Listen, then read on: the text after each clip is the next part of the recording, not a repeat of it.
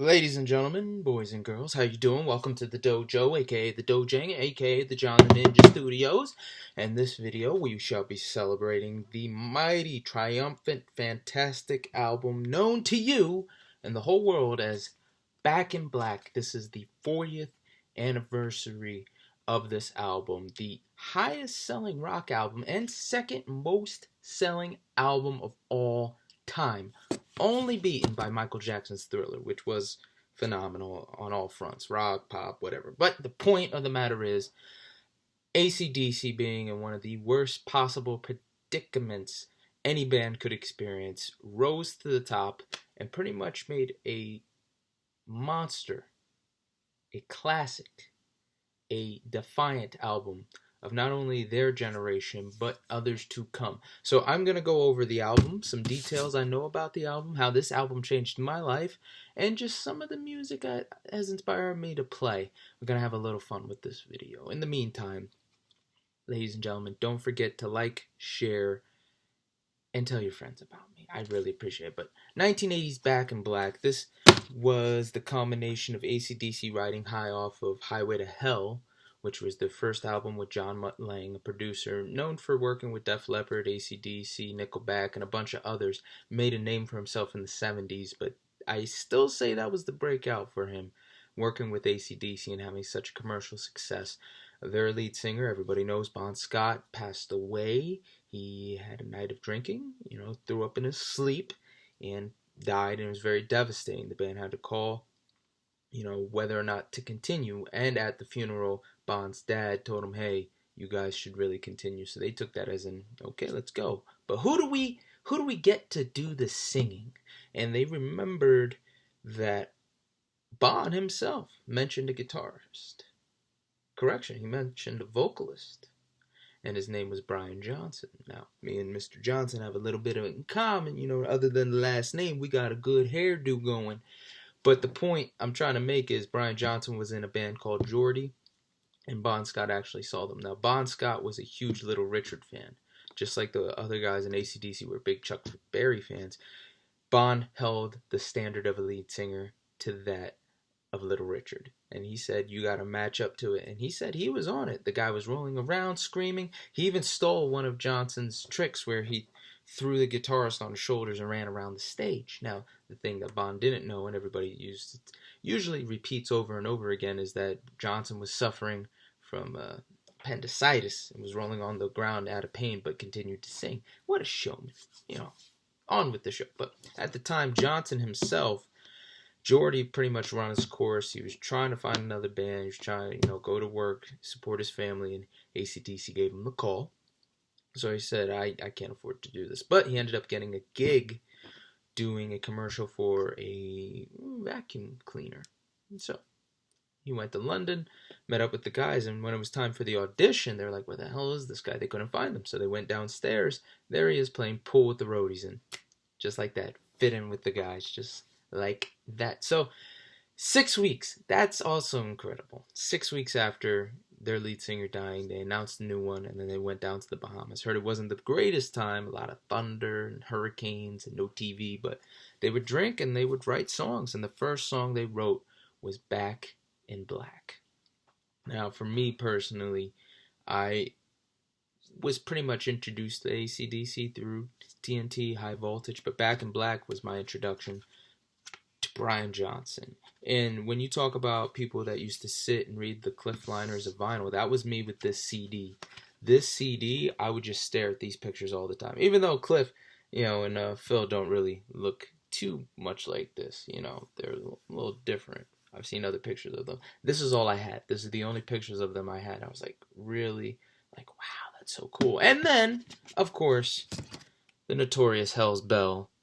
That was the first song by Brian Johnson I ever heard that I knew. It's like, oh, this is AC/DC? And man, was I, as a Christian boy, I was like, no, how can I listen to this? This is my favorite band. They're going to hell, no. I got over that. Fun fact, Highway to Hell was the first song I ever learned to play on guitar.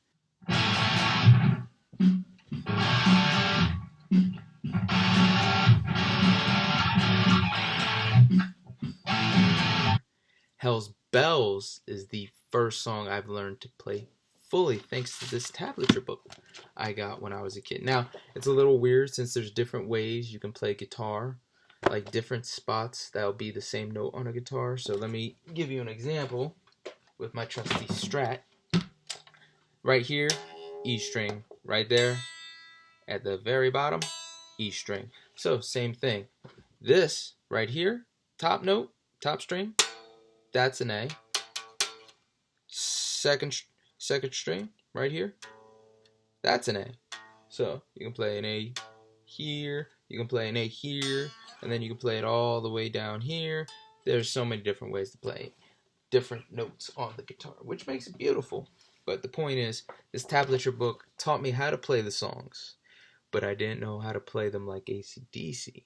So, years of just studying, watching, I finally figured it out. Because what I did was I bought this, ACDC's Family Jewels.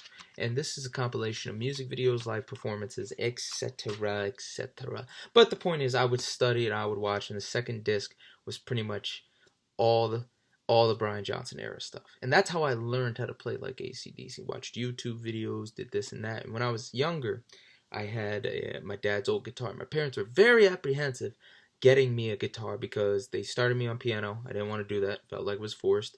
They bought me a trumpet. I saw a trumpet player, and band was offered at school. So I was like, you know what? If I do trumpet, I'll fully commit to that.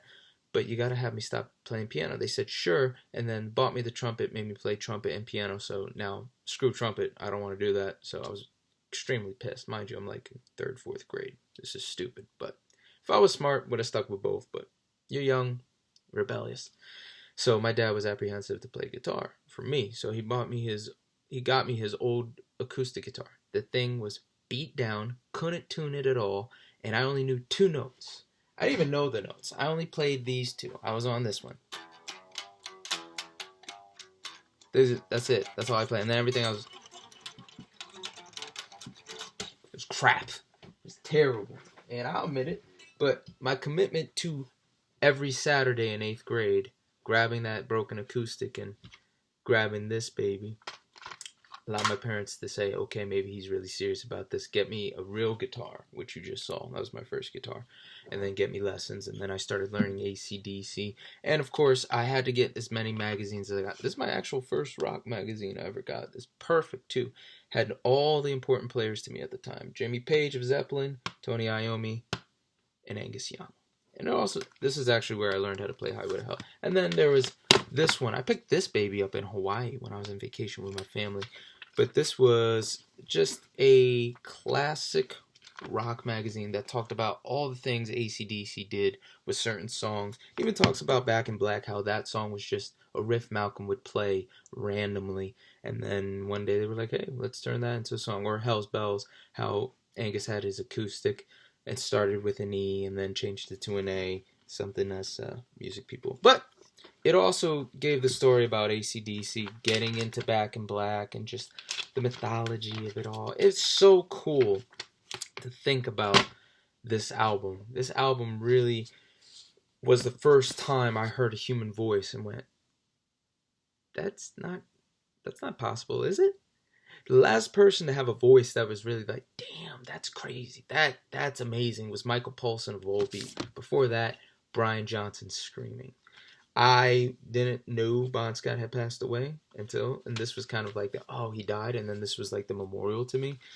So many good songs from this one, and I'll go through the list of how they all impact me. Again, I already said Hell's Bells.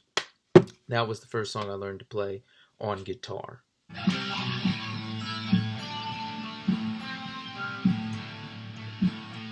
Now, every now and again, I try and do the solo. For me, when I play it on guitar, I just stick to the rhythm. And every now and again, I'll screw around with the solo. I don't like to learn solos. I'm very hard-pressed to be patient to do that. Only Iron Maiden, I think, has gotten a full solo learn out of me. There's a few of them. Back to the point. Usually, I just BS the solos. I try and make it sound as close as I can, but I'm not really worried. I just like playing. But even then again, sometimes my playing, I'll be having too much fun. Not really playing serious or whatnot. Shoot the Thrill, that one definitely was big when Iron Man 2 came out. And they had the whole AC/DC compilation. CD with that to go along with it. But Shoot to Thrill was always a good one. What Do You Do for Money, Honey? That's a good one too.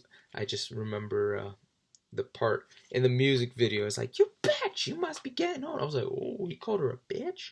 Damn, that's not okay. Why would he call her a bitch? I was like, somebody got guts. You know what I'm saying? So, next one, Giving a Dog a Bone. There is a part in that song after the solo where you hear him go,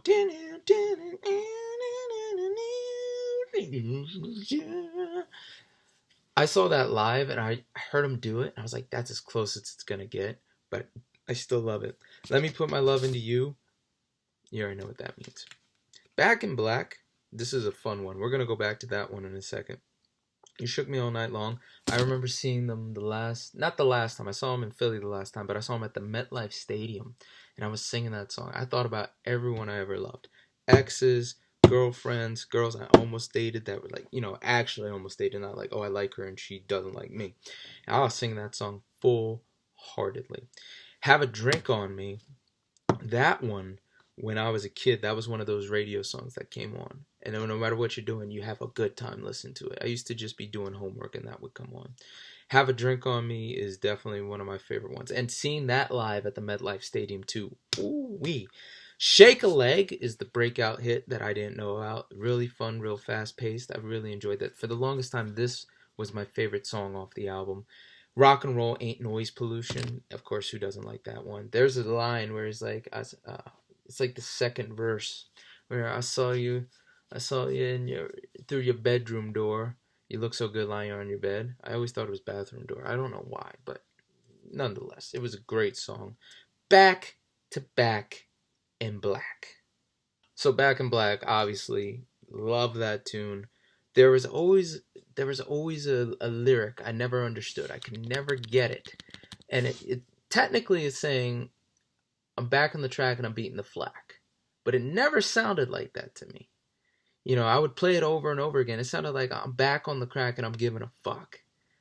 After that. And I'm going to play it for you. I want you to tell me what you think in the comments. Let's hear it.